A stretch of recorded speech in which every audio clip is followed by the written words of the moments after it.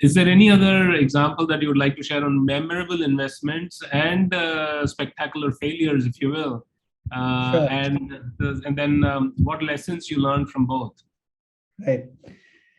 Maybe I'll start with the failure. The most of the failures that has come our way, they have mostly been because we probably relied upon the wisdom or the prognosis of someone else rather than us.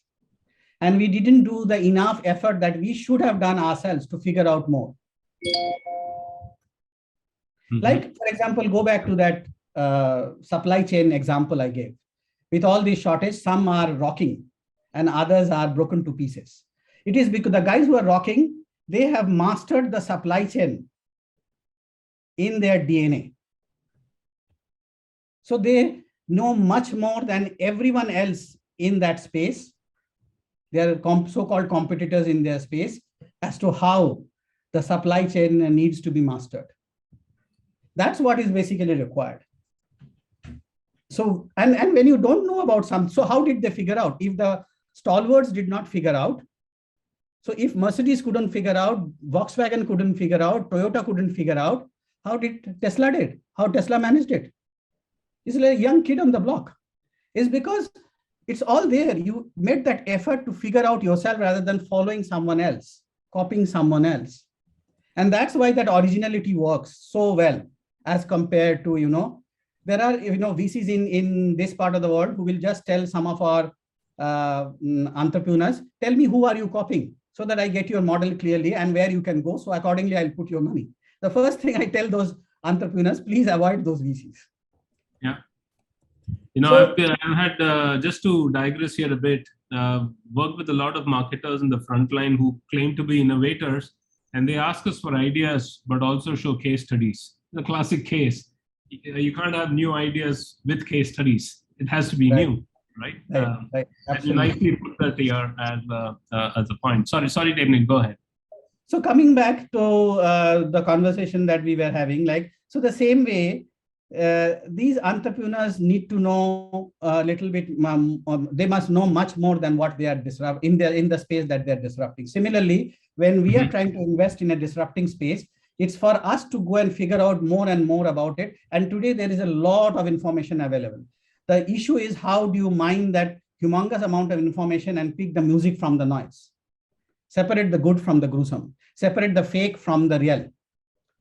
And if you really make that effort, you will come across really outstanding businesses. And then you have to, and because you now know so much about that field, when you talk to those entrepreneurs, you will be able to speak their language. And that's where they will take your money. Most cases today that we invest in, finally, when we decide to zero in and make our offer, the most of our entrepreneurs will ask me or ask us, why should I take your money?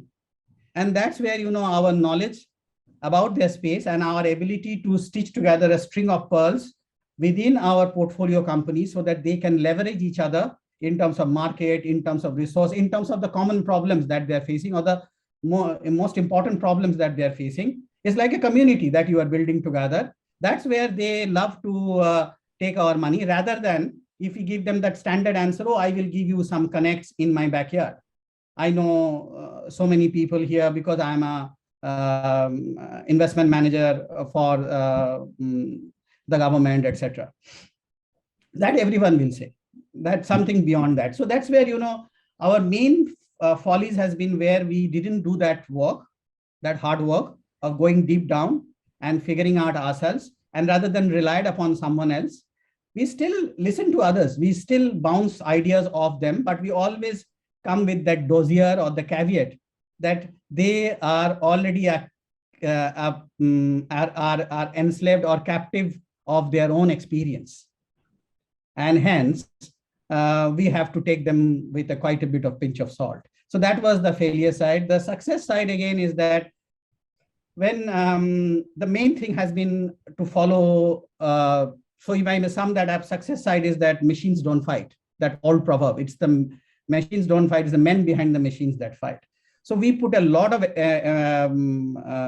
stress on the founders the entrepreneurs, and try to build the chemistry with them and try to figure out why they are doing what they are doing.